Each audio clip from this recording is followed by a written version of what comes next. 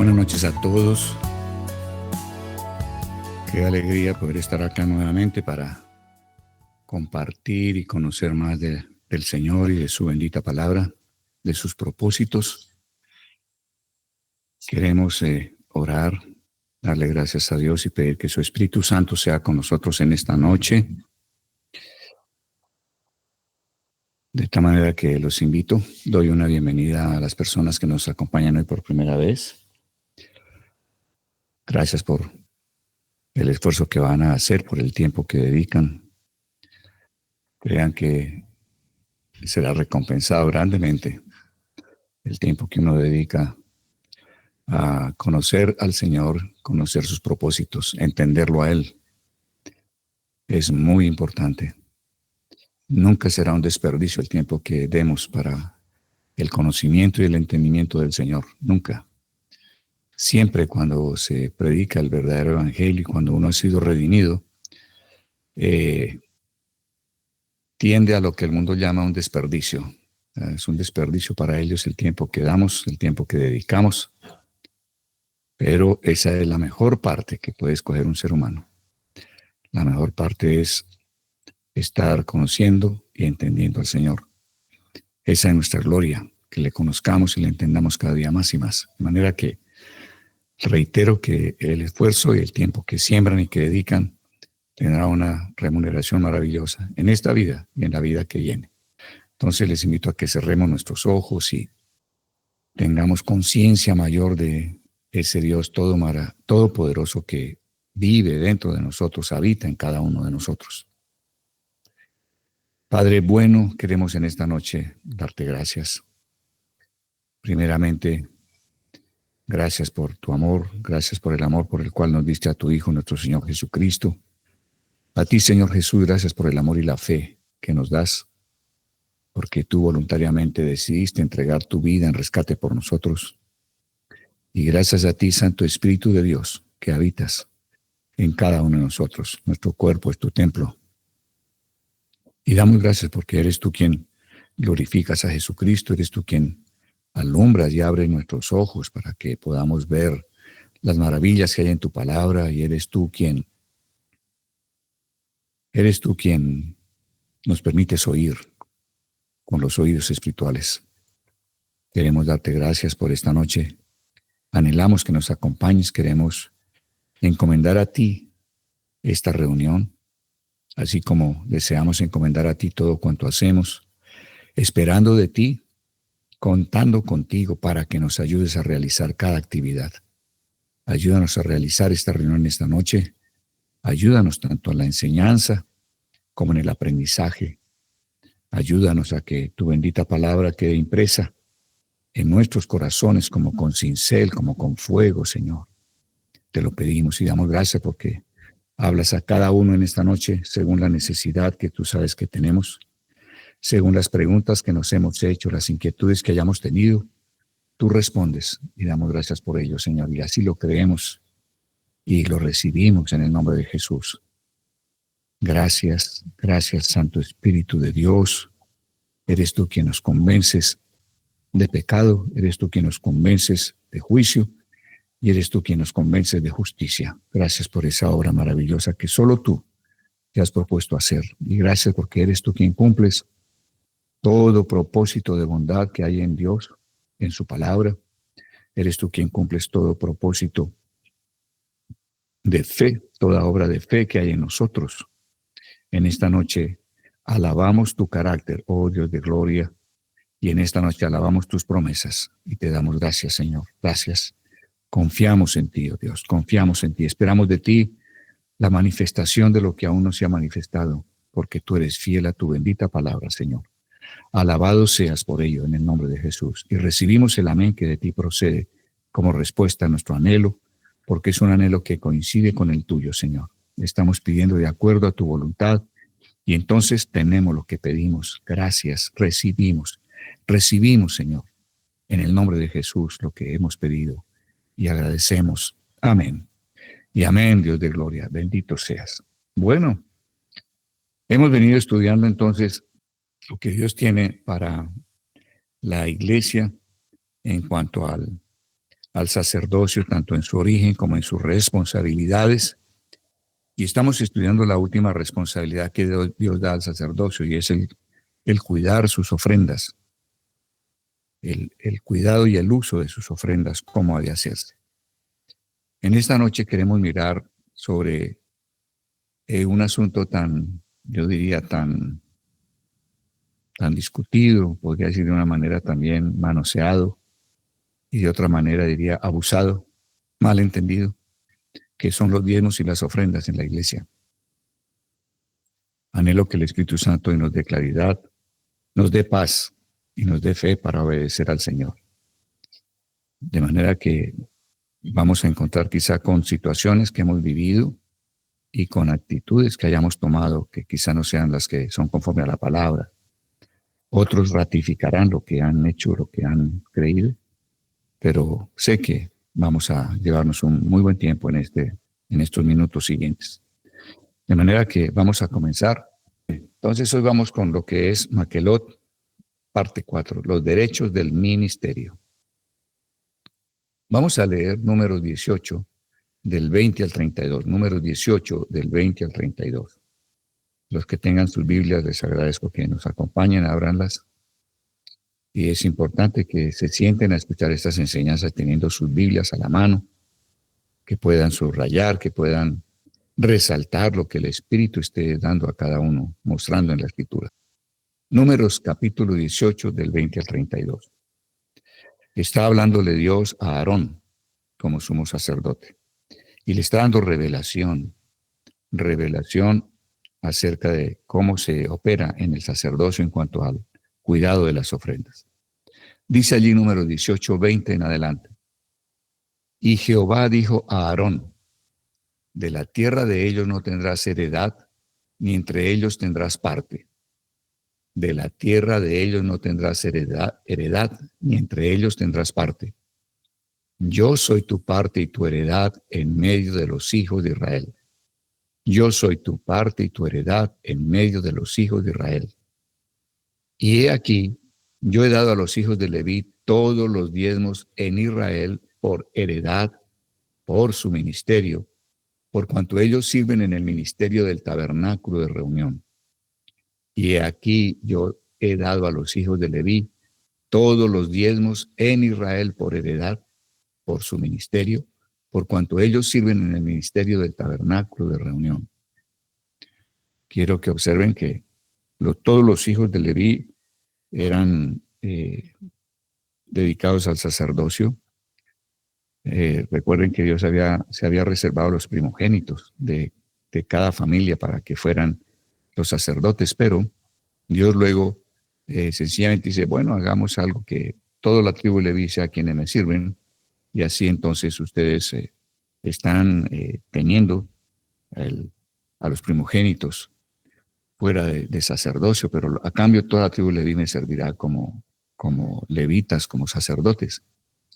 Y debido a que ellos están sirviendo en el tabernáculo, que era el santuario de Dios en esa época, hoy en día el santuario es la iglesia somos todos las piedras vivas, aquellos creyentes rescatados, redimidos por el Señor Jesucristo, por su obra, por el derramamiento de su sangre en la cruz. Todos esos redimidos somos piedras vivas, y cuando nos reunimos allí en medio nuestro está el Señor, Él habita en medio de nosotros. Es por eso que la Escritura también nos dice que allí donde dos o más nos reunamos en el nombre de Él, Él estará en medio nuestro. Entonces, somos un templo vivo hecho por piedras vivas. Y todos ellos que son sacerdotes, allí en la época de Aarón, ellos no tenían heredad en la tierra prometida hacia donde se dirigían. Y por eso Dios les está diciendo que la parte que Él les está dando son los diezmos y las ofrendas que Israel trae al Señor. Y entonces, leyendo otra vez eso, podemos verle todo el sentido. Y he aquí, yo he dado a los hijos de Leví todos los diezmos en Israel por heredad, por su ministerio, por cuanto ellos sirven en el ministerio del tabernáculo de reunión. Sigue diciendo verso 22. Y no se acercarán más los hijos de Israel al tabernáculo de reunión para que no lleven pecado por el cual mueran.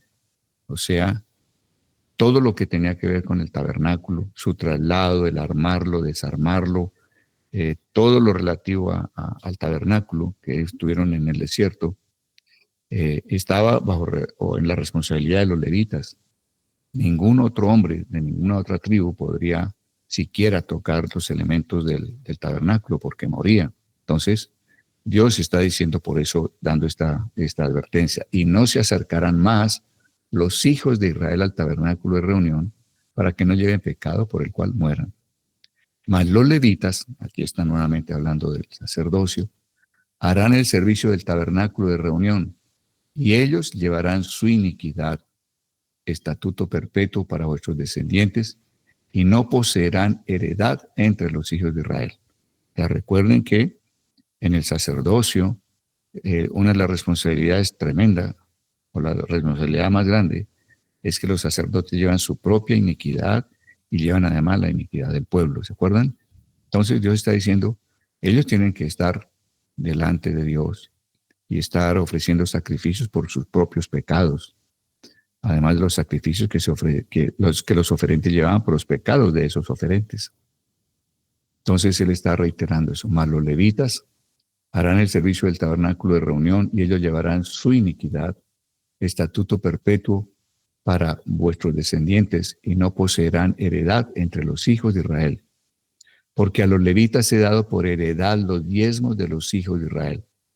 Porque a los levitas he dado por heredad los diezmos de los hijos de Israel, que ofrecerán a Jehová en ofrenda, por lo cual les he dicho, entre los hijos de Israel no poseerán heredad. Entonces, aquí hay algo pues que va volviéndose cada vez más enfático y mucho más claro. Y habló Jehová a Moisés diciendo, así hablarás a los levitas y les dirás, cuando toméis de los hijos de Israel los diezmos que os he dado de ellos por vuestra heredad, vosotros presentaréis de ellos en ofrenda mecida a Jehová el diezmo de los diezmos. O sea, aún los levitas que recibían diezmos debían diezmar. Dice enseguida, y se os contará vuestra ofrenda como grano de la era y como producto del lagar. O sea, recuerden que la ofrenda mecida realmente eran las ofrendas de aceite, las ofrendas de vino y el grano de trigo. Recordemos que las ofrendas mecidas hablan de la resurrección de Cristo y las ofrendas elevadas hablan de la ascensión de Cristo. O sea, las ofrendas mecidas hablan de Cristo resurrecto y las ofrendas elevadas hablan de Cristo elevado a la diestra del trono de Dios. Entonces, está diciendo que los diezmos que traen a los levitas son diezmos que ellos recibirán, pero ellos deben diezmar de esos diezmos y se les contará como ofrenda de grano de la era y como producto del lagar, o sea, como ofrenda de trigo y como ofrenda de vino. Muy bien. Verso 28 dice, así ofreceréis también vosotros ofrenda a Jehová de todos vuestros diezmos que recibáis de los hijos de Israel, y daréis de ellos la ofrenda de Jehová al sacerdote Aarón. Así ofreceréis también vosotros ofrenda a Jehová de todos vuestros diezmos que recibáis de los hijos de Israel, y daréis de ellos la ofrenda de Jehová al sacerdote Aarón. De todos vuestros dones ofreceréis toda ofrenda a Jehová, de todo lo mejor de ellos ofreceréis la porción que ha de ser consagrada.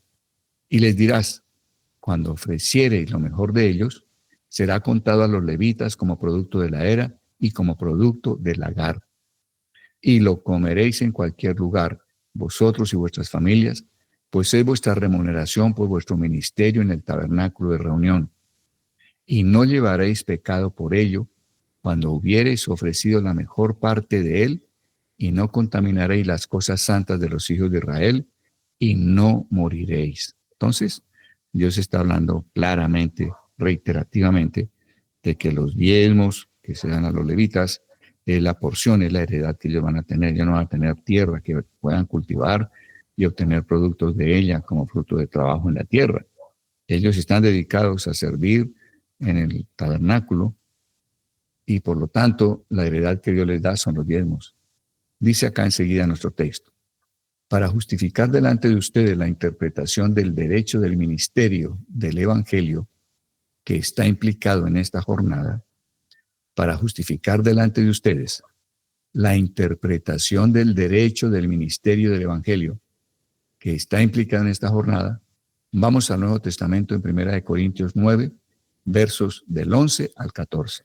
Entonces, vamos a revisar en el Nuevo Testamento cuál es esa aplicación de lo que Dios estaba revelando a Aarón allá en el Antiguo Testamento. Aarón está ejerciendo como sumo sacerdote. Es un antitipo, o sea, es alguien que vino antes de la realidad completa que era Cristo como sumo sacerdote.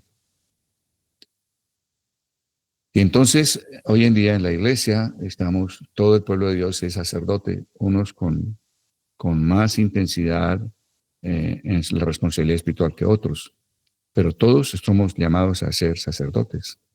Entonces vamos a ver cómo se aplica esto en el Nuevo Testamento. Entonces vamos a 1 Corintios capítulo 9, versos 11 al 14. Verso 11 dice, si nosotros sembramos entre vosotros lo espiritual, dice Pablo, es gran cosa si segáremos de vosotros lo material. A Pablo está nuevamente presentando a la iglesia neotestamentaria en Corinto el derecho que había por parte del sacerdocio en cuanto a diezmos. Y entonces Pablo le está diciendo, si nosotros sembramos entre vosotros lo espiritual, es gran cosa si segáremos de vosotros lo material. Yo quiero que observen primero que Pablo está diciendo que ese obrar, ese dedicarse a llevar el evangelio, al cuidado espiritual también de lo que es el santuario del Señor, que son personas, equivale a una siembra, ¿no? Y está diciendo, si nosotros sembramos entre vosotros lo espiritual, es gran cosa si segáremos de vosotros lo material. Es muy importante esas dos palabras, sembrar y segar, cuando está hablando de la obra que se hace por el evangelio sobre las personas que conforman el santuario de Dios, la iglesia. Ese hacer, ese obrar como guías espirituales, equivale a una siembra, y el derecho de segar o el derecho del sacerdocio de recibir diezmos por ello equivale a una cosecha, una siega que se hace. Muy importante, van a ver adelante por qué. Dice Pablo enseguida, si otros participan de este derecho sobre vosotros, ¿cuánto más nosotros? Ahora, hay muchas personas que participan de ese derecho sobre nosotros, ¿no? Hay personas que viven de un derecho que tienen sobre nosotros. Por ejemplo, todos los funcionarios públicos viven del derecho que tienen para imponernos impuestos directos e indirectos. Ellos sostienen miles de personas con los impuestos que pagamos. Y a eso se refiere Pablo. Dice, si otros participan de este derecho sobre vosotros, ¿cuánto más nosotros? Pero no hemos usado de este derecho, dice Pablo, pero no hemos usado de este derecho. Pablo era un hombre que con frecuencia les decía, con mi mano yo hago carpas para no ser una carga para ustedes, una carga financiera. O sea, Pablo realmente nunca estuvo reiterando, presionando, condicionando a las personas para que dieran sus diezmos. Pablo, si era preciso, estaba haciendo carpas con sus manos, de tal manera que no fuera una carga para las personas, o que eso quitara libertad a predicar el evangelio. Es decir, Pablo no estaría diciendo algo como esto, yo no voy a predicar a esa iglesia porque ya no me dan diezmos. No, Pablo está diciendo, no, mi sustento, si es preciso, sigo trabajando con mis manos, de tal manera que yo no tenga límites para llevar el evangelio. Porque cuando no voy por dinero, cuando no voy a recibir sino a dar, no tengo ningún límite. No hay límites. Y creo que esa es una gran característica del Espíritu de Dios.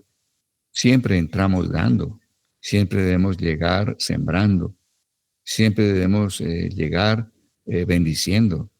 Nosotros no llegamos a ningún sitio solo con el ánimo de recibir bendiciones. Eso sería totalmente egoísta, sería totalmente oscuro. Ahí no habría luz en un corazón que esté pensando de esa manera. Entonces veamos lo que dice acá Pablo, pero no hemos usado de este derecho. Los gobernantes, el mundo político, impone y pone sanciones directas al que no paga impuestos, ¿no? En Colombia produce cárcel incluso el no pagar impuestos. Pero en el mundo espiritual, Pablo está dando estos argumentos para traer a memoria lo que se dio en el Antiguo Testamento, indicando que fue un derecho que Dios dio a aquellos que viven para el Evangelio. Entonces, pero no hemos usado este derecho, sino que lo soportamos todo por no poner ningún obstáculo al Evangelio de Cristo. Miren ustedes, el espíritu de un verdadero obrero con respecto a los diezmos es este que estamos leyendo. Voy y lo leo. Si otros participan de este derecho sobre vosotros, ¿cuánto más nosotros? Pero no hemos usado de este derecho, sino que lo soportamos todo por no poner ningún obstáculo al Evangelio de Cristo.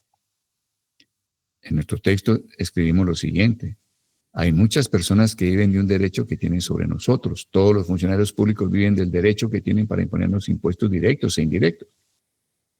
Dice Pablo en el verso 12, si otros participan de este derecho sobre vosotros, ¿cuánto más nosotros? Interesante. Dice, ese nosotros son los que siembran lo espiritual. O sea, si la gente que está en el gobierno civil de una nación tiene derecho de participar de los bienes y dineros tuyos, cuanto más los que estén sembrando en el mundo espiritual. Supuestamente tienen un derecho aún más válido, más poderoso que el que tiene el mundo civil sobre las naciones, sobre las gentes. Dice acá entonces Pablo, pero no hemos usado de este derecho, sino que lo soportamos todo por no poner ningún obstáculo al Evangelio de Cristo. El derecho a las ofrendas y diezmos por parte del sacerdocio existe. Ese derecho existe. Y existe dentro de límites establecidos por Dios. Atentos, pues. O sea, ese derecho fue establecido por Dios, existe. El hecho de que obreros que tengan un corazón recto, un espíritu limpio, no estén presionando, acosando, manipulando para que la gente dé esos diezmos y ofrendas, no quiere decir que no sea un derecho que Dios estableció y que está vigente. Hay quienes establecen que en el Nuevo Testamento no hay que diezmar. Entonces, pues, bueno, entonces en el Nuevo Testamento tampoco hay que orar porque estamos bajo la gracia, porque supuestamente no hay que obedecer la ley, pero eso implica que no tenemos claridad en que en la ley la gente, sin tener la redención de Cristo, pretendían mediante su fuerza de voluntad, su propia fuerza interior, mediante su carne, su viejo hombre, intentaban obedecer la ley de Dios para obtener la vida de Dios. Y siempre fracasaron. Recuerden que ese ejercicio de querer cumplir, obedecer a Dios mediante la fuerza interior propia de cada uno, la fuerza de voluntad, la disciplina, las agendas, etcétera, siempre llevará al fracaso. Y Dios sabía que ese era el propósito de la ley, conducirnos hacia Cristo. ¿A cómo? A base de buen propósito, fracaso, otro buen propósito, fracaso, un mayor y mejor propósito, fracaso, propósito, fracaso, propósito, fracaso, hasta que nosotros nos diéramos cuenta que por sí mismos no podríamos llevar a cabo una obediencia perfecta para Dios y por lo tanto obtener la vida que Dios prometía. Dios entonces, ¿qué hace cuando entramos al Nuevo Testamento? Dios lo que hace es algo muy simple que hay que entender y guardar muy claro en el corazón. Dios establece esto. Usted ha estado intentando obedecer para obtener la vida que hay en mí. Pero vamos a hacer algo mejor. Yo voy a regalarte esa vida por fe en la obra de mi Hijo Jesucristo resucitado. Yo voy a darte la vida, a regalarte esa vida, para que teniendo esa vida puedas obedecerme. De manera que la vida de Dios no es para que nosotros pensemos que ya no necesitamos obedecer. La vida de Dios, por el contrario, es lo único que nos puede llevar a obedecer. Entonces, el hecho de que nosotros creamos en la obra del Señor Jesucristo, hayamos recibido el Espíritu del Señor y hayamos nacido de nuevo y tengamos los dones, etcétera, que Dios nos haya dado, en ninguna manera estamos diciendo que la ley no hay que cumplirla. Lo único que no se cumple en la ley es todo lo que era relativo a sacrificios, porque Jesús es todos y cada uno de esos sacrificios y de esas ofrendas que se ofrecían con respecto al pecado, con respecto a la santidad de Dios. Todo lo demás está por obedecer. y tenemos la vida de Dios para obedecerlo. El nuevo pacto no eliminó la ley, el nuevo pacto dijo y establece que la ley de Dios ahora será escrita en nuestras mentes y en nuestros corazones para que obedezcamos a Dios. El nuevo pacto establece que realmente Jesús vino a predicar el Evangelio, y el Evangelio es relacionado al Señor Jesucristo. El Evangelio consiste en que Jesús fue declarado Hijo de Dios con poder por haber resucitado de entre los muertos. Esa es la buena noticia en el nuevo pacto. Está refiriéndose, y el nuevo pacto y el Evangelio tienen que ver con respecto a Jesucristo, que fue declarado Hijo de Dios con poder. ¿Y con poder para qué? Para rescatarnos, para salvarnos. ¿De qué? De las tinieblas. ¿Cuál es el primer efecto de las tinieblas en el corazón del ser humano? Enemistad con Dios. Entonces, vamos a decir con claridad en qué consiste el Evangelio.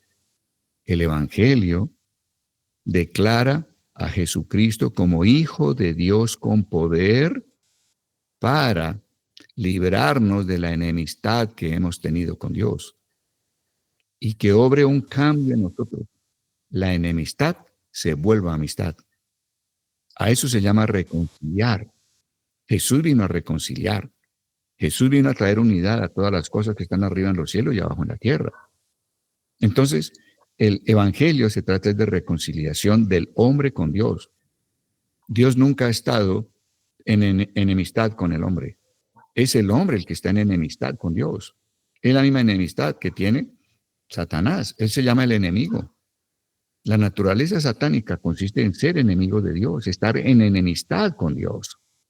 Entonces el Evangelio tiene que ver con que Jesús tiene el poder para librarnos de la enemistad que ha habido en nuestro corazón y a cambio poner amistad. Ahora, si somos amigos ahora del Señor, la palabra también es muy clara. Jesús dice, los llamaré a ustedes mis amigos si me obedecen todo cuanto yo les he dado, les he mandado. O sea que la amistad, que es el efecto salvador de Jesucristo, nos libró de la enemistad y a cambio puso amistad en nuestro corazón para con Dios debido a la obra que Dios hizo para que nos volviéramos amigos de Él a través de Jesucristo. Jesús, ahora como amigo, y nosotros como amigos de Él y amigos de Dios, entonces le obedecemos para que realmente funcione la amistad. ¿No? Que la amistad, la salvación, la redención, no está librándonos, para decirlo de alguna manera, no está exonerándonos de obedecer, todo lo contrario. Es ahora que podemos obedecer y queremos obedecer a ese Dios que nos ha visto siempre como amigos y que anheló tan profundamente nuestra amistad, que volviéramos como el hombre caminó allí en el huerto del Edén, en amistad con Dios. Eso tiene que ser muy claro, muy claro. Muy bien. Entonces, de igual manera, si lo que Dios estableció en la ley, ahora que tenemos su vida, es para obedecerlo, pues los diezmos, igual que la oración, igual que el ayuno, igual que leer la palabra, igual que meditar la palabra, igual que amar al hermano, etcétera, etcétera, están vigentes. Jesús no vino a abrogar la ley, sino a cumplirla, pero con un espíritu que es el espíritu de Él. ¿Cuál es el espíritu de toda la ley? Amar a los demás, mostrar interés por los demás y ayudarles en sus necesidades. Y ahí está entonces el que estemos mostrando el amor a Dios, cuando amamos a los hermanos, cuando amamos a las personas.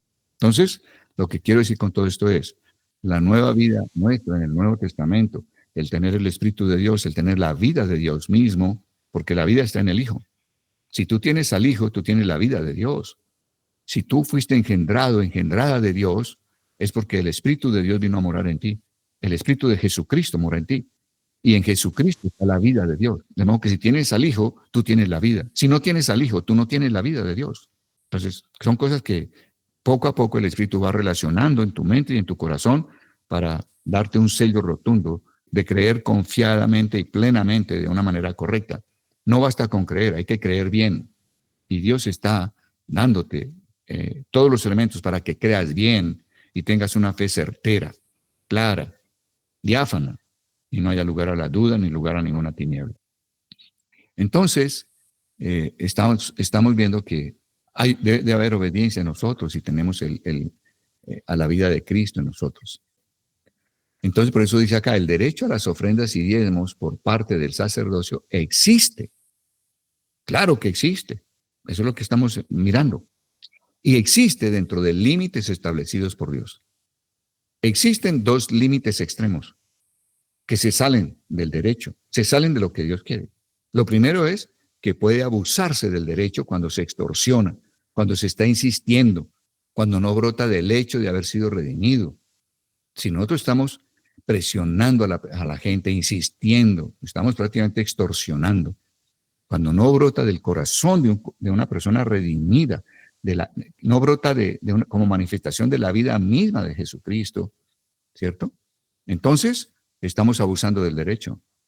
Ahora, al ver esto, esos abusos, entonces hay otros que al ver eso dicen, no, eso no funciona, no voy a obedecerlo. O sea, niegan el derecho y lo quitan a quienes lo tienen. O sea, yo no voy a diezmar, yo no voy a ofrendar. Esto allá es completamente una corrupción, eso es como el resto de todo el mundo, allá no hay nada especial, entonces yo no voy a hacerlo. Ese es el otro extremo. Hay quienes abusan del derecho, un abuso que se da de los que digan ser sacerdotes, y hay otro extremo y es que la gente al ver abusos niega el derecho a los que realmente son sacerdotes. Entonces, la pregunta es, ¿en dónde estás? ¿En dónde estamos? Hay muchos que han pendulado entre lo uno y lo otro. Han visto abusos, entonces ahora no lo hacen. Y creo que el Señor está hablando esta noche es a que tú puedas tener una claridad, una revelación dada por el Espíritu Santo y puedas obedecer confiadamente y tomar una decisión certera con respecto a si niegas el derecho a quienes realmente lo tienen. Ok, entonces sigamos sobre el tema. Entonces existe el derecho, por una parte, existe el derecho, es de Dios, tiene límites, es algo que procede de Dios, es algo que Dios se reservó. Dios se reservó que diezmo y ofrendas fueran para el sacerdocio. Entonces, Dios lo estableció. Entonces, podemos ver que, de una parte, existe el derecho, ¿cierto? Pero además de que existe el derecho, ¿qué podemos ver? Que también existe el abuso. Entonces, vamos a mirar cuáles son los extremos. Existe el derecho. Hay abuso del derecho, de una parte, y del otro, hay quienes niegan ese derecho y no lo están obedeciendo. Por eso dice nuestro escrito. Entonces, existe el derecho, existe el abuso del derecho y existe la negación del derecho. Hemos de estar por el derecho. Nosotros no estamos ni por el abuso ni por la negación del derecho. Estamos por el derecho. Estamos mostrando y viendo en la escritura cuál es el corazón de Dios. Entonces dice acá que hemos de estar en ese derecho correcto, no con la negación ni tampoco con el abuso del derecho. O sea, tenemos que saber discernir por qué estoy negándolo o dónde estoy congregándome o cuál es el sacerdocio que usted tiene y al que está realmente o del cual está recibiendo. Esto es muy importante y vamos a verlo ahora cómo lo puedes discernir para que tengas elementos y te vuelvas una persona que puedas obedecer con fe real en lo que Dios está estableciendo. Dice Pablo, pero no hemos usado de este derecho, sino que lo soportamos todo por no poner ningún obstáculo al evangelio de Cristo. Esta es la actitud correcta de los obreros, de una persona que tiene el Espíritu de Dios, de una persona que, como dice la Escritura, ¿cierto? Se invoca el nombre del Señor y no está en iniquidad, se ha limpiado de iniquidad y busca mantenerse totalmente limpio en su espíritu y en su corazón. Esta es la actitud correcta de los obreros. Ahora viene lo que hay en el corazón de Dios. Aunque el obrero diga, ok, Señor, yo no voy a reclamar, yo no voy a presionar, yo no voy a manipular, yo no voy a controlar. Señor, aquí estoy sirviéndote a ti ante estas personas, estoy siendo el guía espiritual, estoy cuidando de ellos, estoy dando el alimento correcto. Como pastor estoy días adelante, meses adelante de ellos, consiguiendo el alimento espiritual que tú estás poniendo en mi corazón para ellos, ¿cierto? Allá está este hombre buscando a Dios, buscando las escrituras, buscando la revelación de Dios. ¿Por qué? Porque tiene la responsabilidad sobre un rebaño. porque es responsable de que tengan comida a su tiempo y buena comida. Y está velando y cuidándolos del enemigo, está orando, está intercediendo por ellos, está echando sobre él las cargas que ellos ponen sobre el pastor con sus problemas, sus necesidades. Allí está un verdadero obrero, ¿cierto? Diciendo, ok, Dios, ese es problema tuyo, pero yo no voy a manipular, yo no voy a abusar del derecho. Ese es un buen obrero. Ahora, Dios ante un obrero como ese, ¿qué nos respondería? Dios diría, ¿no sabéis que los que trabajan en las cosas sagradas comen del templo y que los que sirven al altar del altar participan? ¿Qué se lleva al altar? Los animales, las ofrendas. Y entonces parte de ese animal, parte de esas ofrendas eran para el sacerdote y otra parte para el oferente de la respectiva ofrenda. Entonces Dios está respondiendo a los que han negado el derecho, a los que dicen, yo no voy a hacer eso, eso está totalmente corrupto, hay quienes manipulan, se han enriquecido. Claro que los hay, y los hubo, y los habrá. La escritura es clara, pero tú tienes que aprender a discernir, porque por falta de discernimiento puedes estar en desobediencia. De eso se trata lo que vamos a mirar enseguida. Entonces Dios responde, repito, ¿no sabéis que los que trabajan en las cosas sagradas, está hablando por supuesto de gente que está haciendo las cosas correctamente, que realmente tienen una consagración y una entrega a Dios para servir a las personas, ¿cierto? Ordenados y consagrados a Dios para cuidar de ellos y ser guías espirituales? ¿No sabéis que los que trabajan en las cosas sagradas comen del templo y que los que sirven al altar del altar participan? Así también ordenó el Señor a los que anuncian el Evangelio que vivan del Evangelio. ¿No? Que esa es la respuesta de Dios a los que están diciendo, niego el derecho, o sea, no voy a diezmar, no voy a ofrendar. Eso allá anda mal. Ok. Habrá obreros pícaros que buscan enriquecerse haciendo de la piedad una fuente de ganancias, es decir, que abusan del derecho, como se advierte en 1 Timoteo 6, verso 3 en adelante. Entonces, a ver, esto te va a mostrar por qué has estado tal vez tú enojado, pero vas a discernir por qué. ¿De qué se trata?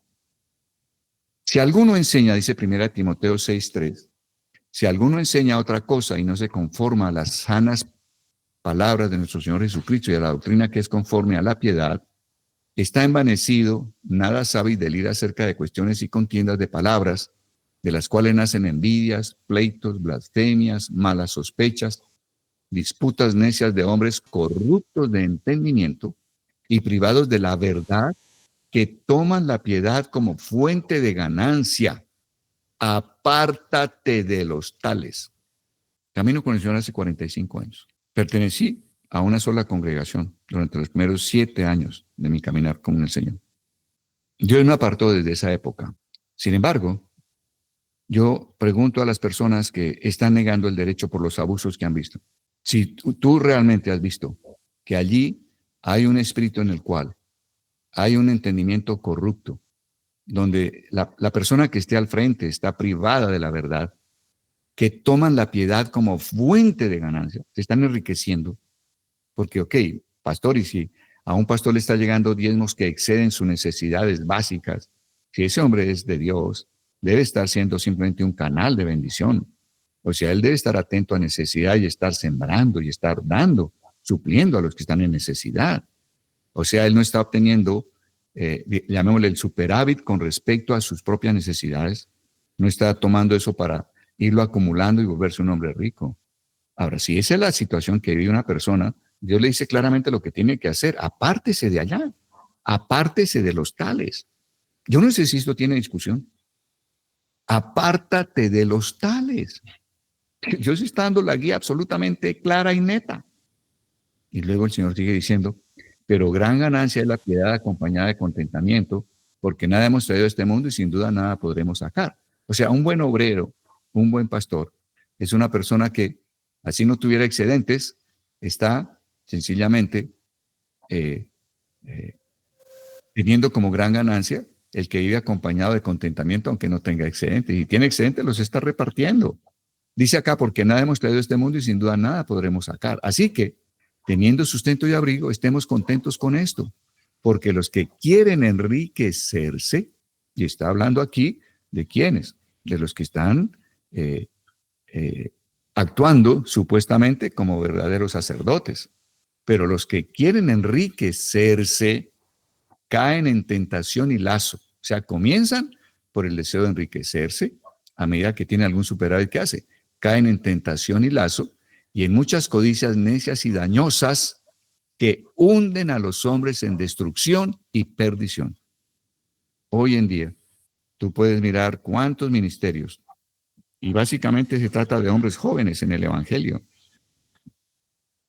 comienzan iglesias con muchos números de personas, con muchos números de ingresos, y terminan perdidos en adulterio, terminan perdidos en situaciones totalmente tenebrosas, porque no hay otra palabra.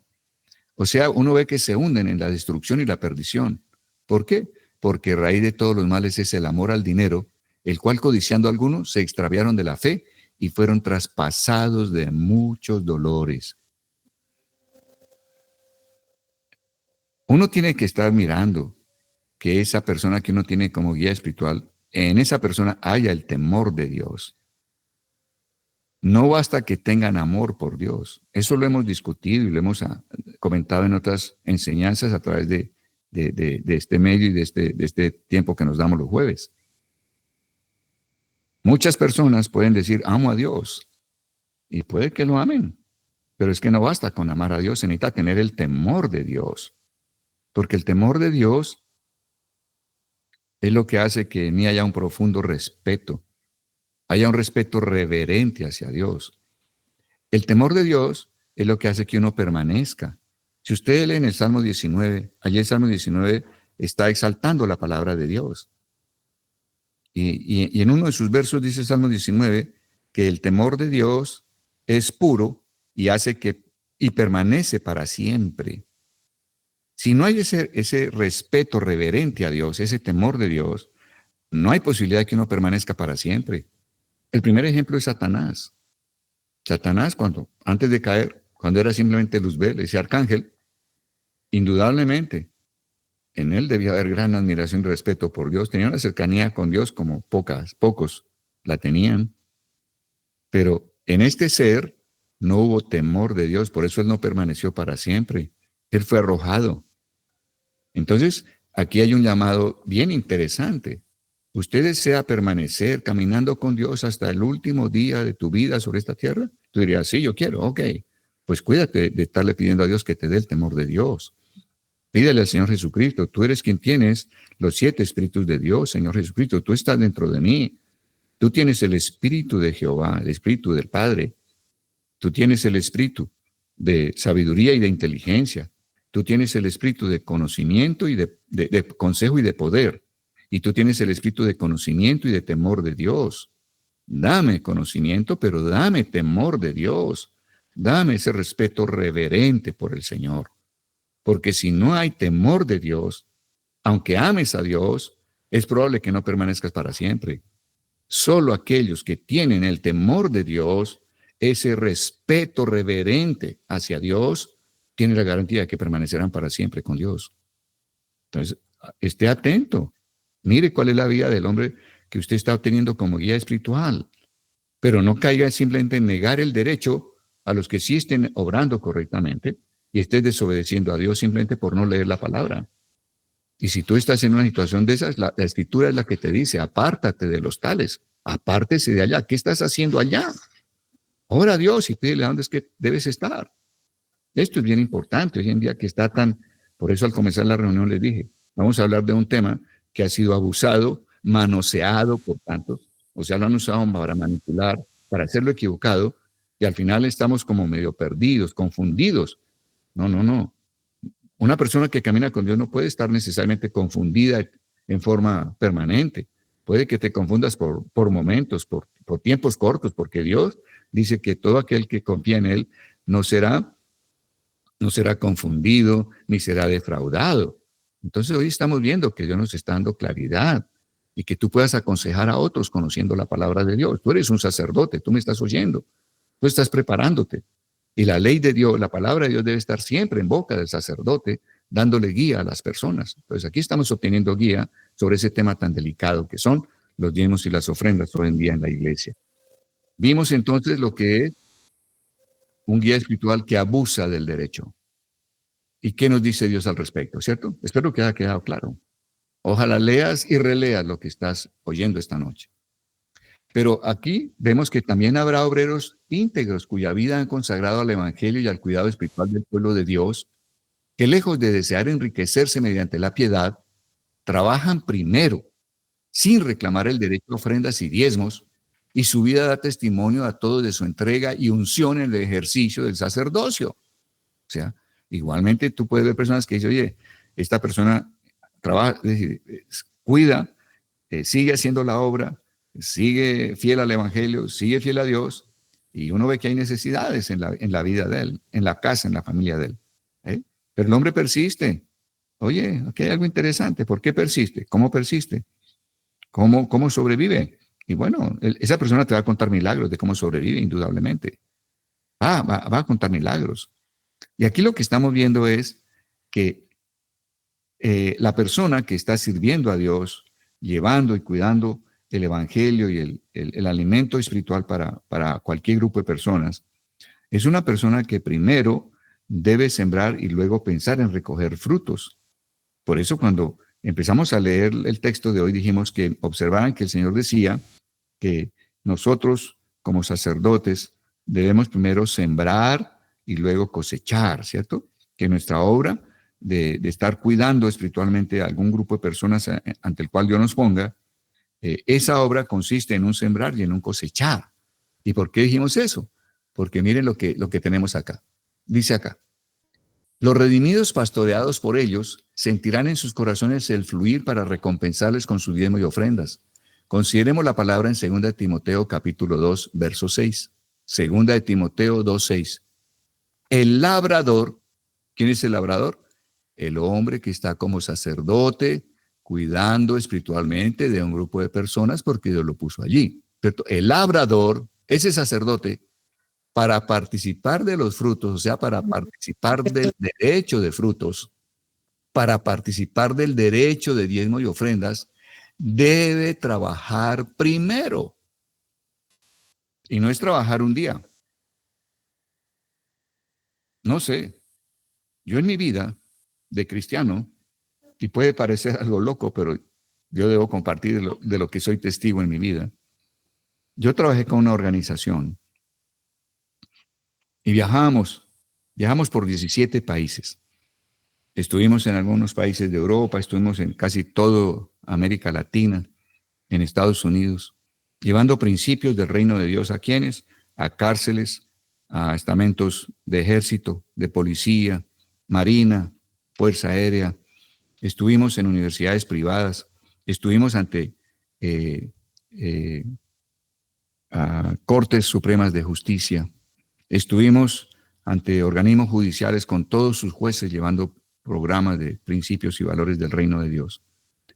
Y han de saber ustedes que lo hice por más de 20 años, 15 años netos, sin un peso. No hubo ninguna remuneración para nosotros, los que hacíamos esto. Fuimos personas que dijimos, no, Dios nos llamó a esto. Dios nos apartó para Él. Dios nos redimió para esto. Vamos a hacerlo. Nos dijeron a ustedes, les damos sus tiquetes aéreos, les damos hotel, les damos comida, les damos el transporte urbano, pues, que necesiten. Y eso es lo que nosotros proponemos. Y ustedes van a hacer la obra. Van a estar entre los cientos y miles de personas en diferentes organismos, entidades de gobierno, privadas, empresas, etcétera, universidades. Y nosotros dijimos, no hay problema, vamos, hagámoslo, cuente con nosotros. En esa época a mí me parecía algo como, óyeme, esta gente no se conduele de la situación nuestra. Óyeme, nosotros salimos un domingo, regresamos un viernes, un sábado, y llegamos con los mismos, no sé, 5,000 pesos en el bolsillo con que salimos de Colombia, con ese mismo 5,000 pesos en el bolsillo regresamos a la casa. Oye, esta gente no se dará cuenta de que estamos haciendo la obra, de que estamos creyendo de que nuestras familias también necesitan pagar arriendo, necesitan pagar servicios públicos, necesitan mercado, necesitan ropa, necesitan pago de colegios, de universidades. Óyeme, ¿qué está pasando? Pues no hubo. No, ellos tenían. Las personas que estaban liderando tenían en sus propios bolsillos, tenían con qué hacerlo. suficientemente, pero no sucedió. Y yo no entendía, yo vivía como a ratos dudando, a ratos preguntándome, a ratos preguntándole a Dios, hasta que pude entender lo que estoy hablando hoy. Después de 15 años, uno de esos mismos hombres que había quedado como líder del programa, dijo, ok, señores, a partir de ustedes van a tener una erogación mensual de tanto. Y empezaron a darnos un dinero que realmente suplía las necesidades de nuestras casas. Pero aquí lo que yo quiero hacerles ver es, yo era un labrador, ¿cierto? Y durante 15 años sembré para tener el derecho a participar 15 años después de frutos. Eso es interesante. Hoy en día pareciera que hay muchas personas que creen que esto es un tan gran negocio, desafortunadamente así lo ven, que basta con que usted abra una Biblia, aunque no se ha nacido de nuevo, imagino, por supuesto que debe ser así, para pensar de esa manera, que simplemente si usted consigue dos personas que toquen algunos instrumentos y canten, usted arma iglesia y que la iglesia es un gran negocio. Terrible, qué tristeza que ese sea el concepto que el mundo se ha llevado de lo que es la iglesia. Y que consideren que desde el momento en que la abren, tienen el derecho a cosechar. ¿A cosechar qué? Si no han trabajado primero. ¿Qué tanto han trabajado? ¿Qué carácter han mostrado en ese trabajo? ¿Realmente hay entrega? ¿Hay consagración a Dios? ¿Hay un espíritu recto y limpio? ¿No hay ningún motivo de ganancia deshonesta? ¿No hay amor al dinero? Bien interesante. Entonces, esto sirve para que ustedes miren quiénes son las personas que realmente tienen un espíritu y un corazón que realmente tienen lugar al derecho de diezmo y ofrendas.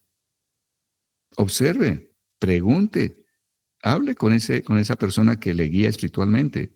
Conozca su testimonio, conozca su casa, conozca cómo son sus finanzas, pregunte abiertamente. Si hay un corazón recto y limpio, serán cartas leídas, abiertas, no hay ningún problema. Entonces, quiero animarles a que esto les dé discernimiento. Entonces, volvamos a leer ese último párrafo de nuestro escrito y vamos terminando. También habrá obreros íntegros cuya vida han consagrado al Evangelio y al cuidado espiritual del pueblo de Dios, que lejos de desear enriquecerse mediante la piedad, trabajan primero sin reclamar el derecho a ofrendas y diezmos. Y su vida da testimonio a todos de su entrega y unción en el ejercicio del sacerdocio. Los redimidos pastoreados por ellos sentirán en sus corazones el fluir para recompensarles con sus diezmos y ofrendas. Consideremos la palabra en 2 de Timoteo capítulo 2. El labrador, para participar de los frutos, debe trabajar primero. Punto. Adquirirá el derecho del sacerdocio, pero después de mostrarse como verdadero sacerdote. Adquirirá el derecho del sacerdocio, pero después de mostrarse como un verdadero sacerdote. Creo que esto lo dice todo. Conclusión, hermano. Observe bien a los guías espirituales que tienes en tu vida. Revisa realmente que no estén haciendo de la piedad una fuente de ganancia para ellos, porque eso implica que habría amor al dinero. Y Dios te pide, apártate de ellos. ¿Qué estás haciendo allá? Y aprende también a considerar cuáles son los verdaderos líderes espirituales, los verdaderos guías espirituales que Dios ha puesto para ti. Que sean hombres que con su vida y su testimonio nos muestran que realmente no están trabajando por el dinero, sino que simplemente están sirviendo a Dios en una vida consagrada a Él y al llamamiento que Dios le dio, y que el derecho a participar de diezmos y ofrendas será algo que se dará. Dios pondrá en los corazones de la gente a las que ellos ministran y guían. Solo tendrán ese derecho después de haber trabajado durante un tiempo, sin ningún derecho. Adquirirá el derecho del sacerdocio, pero después de mostrarse como verdadero sacerdote. No te quedes con los que abusan del derecho. No te quedes tú como individuo en aquellos que niegan el derecho, sino pídale a Dios que te pares claramente con gente que tenga el derecho, con gente que tiene el corazón y que tiene la trayectoria para haber adquirido el derecho, para tener derecho a esos diezmos y ofrendas. Y cumple allí, obedece a Dios allí, llevando tus diezmos y tus ofrendas. Y entonces estarás andando como un verdadero amigo de Dios, obedeciéndole en todo lo que Él nos ha hecho conocer de su voluntad. Amén. Vamos entonces a orar y darle gracias a Dios. Padre nuestro, gracias. Ayúdanos. Limpia nuestros corazones de testimonios equívocos que hemos visto, que hemos oído. Se han dado, Señor. Tú lo permites quizá para que aprendamos a buscar de ti, a buscar discernimiento en ti y en tu palabra, Señor. Para que tengamos certeza de nuestra creencia y no solo nosotros podamos salir de cualquier incertidumbre con respecto a la obediencia en este tema, sino que podamos ayudar a otros que están viviendo en esa incertidumbre con respecto al tema, Señor. Líbranos de estar abusando del derecho o con los que abusan del derecho, pero líbranos también de ir a negar el derecho, Señor amado.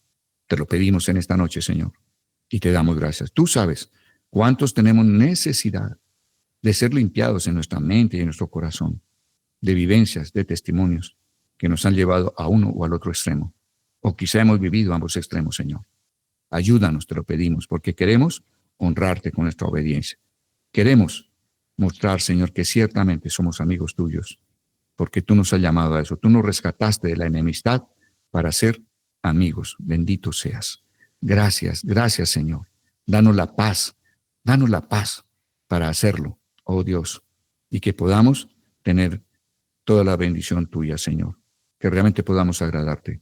Y damos gracias por ello, Señor. En el nombre de Cristo Jesús, bendito seas. Amén. Y amén. Gracias, Señor. Danos paz, oh Dios, con un tema tan escabroso. Oh Dios, danos paz. Te lo pedimos y te damos gracias en el nombre de Jesús. Amén y amén, bendito Padre. Gracias, Señor.